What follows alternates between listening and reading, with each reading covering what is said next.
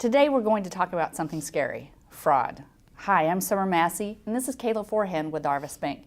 She works with customers to help manage their cash and help protect them from fraud. We've all heard stories about check fraud, but there are other ways that fraud can occur. Can you give us some examples, Kayla? Yes, there are two main types of fraud. You have your internal fraud and your external fraud. So internal is exactly what it sounds like. Somebody within an organization is trying to steal or abuse company assets. A real-life example of this would be an office manager that pays the invoices for the company and is paying invoices that are not real. Also, if an employee has access to a company credit card, they may be making personal purchases on that card.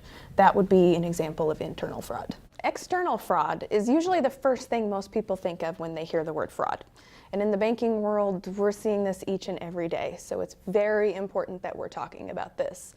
So for example, if a customer is writing payroll checks to their employees, they're giving that check to the employee then turns around and takes a front and back picture through their mobile app to make a deposit, and then they throw it away in a public trash can. At that point, the business owner's information is exposed. Someone finds the check in the trash can, they start calling all over to different bill collectors to make payments using an account number and routing number of a business owner. At that point, the customer logs into online banking. They see 10 different transactions totaling up to thousands of dollars coming out of their account that they did not authorize. Wow, Kayla, that could be devastating to a small business. It absolutely could be, but luckily there are some ways to reduce your risk. So in the example we talked about earlier for internal fraud, there are some simple policies and procedures that a business owner can implement, such as dual control approval for all invoices being paid, so money leaving the company. Also, you can have an employee handbook that all of your employees will sign acknowledging that they've read the policies. Using a credit card that restricts where your employees can spend money and how much. These are all things that can easily be implemented. External fraud, unfortunately, is not as easy to resolve on your own. That's why it's so important to find a banking partner that you trust. Business owners don't think twice about insuring their car, their home, their office space, but what about their finances? There are layers of protection that can be added in every business banking relationship. Simple tools such as an ACH fraud filter, for example, could make a huge difference.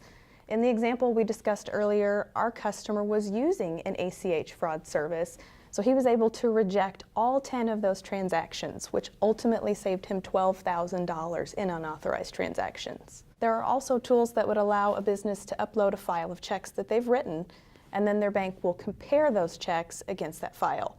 If an item is not in that file, the item is pushed back to the business owner to ultimately decide, do they want to pay that item or not? Wait a minute, don't I have protection from the bank when fraud occurs? That is a great question, Summer. I try to have this conversation with all of my clients because most business owners don't know what protection level they have. At Consumer, we have 60 days to go into a bank and file a dispute on a transaction. As a business owner, you only get a 24-hour window for electronic transactions. That's not a lot of time. You're right, Kayla. Trusted advisors are important at every stage. You gave us a lot of helpful tools. In past episodes, we've covered many ways you can ensure the success of your business. If you would like to watch past episodes, go to sbjLive and search Why Businesses Fail. Thank you.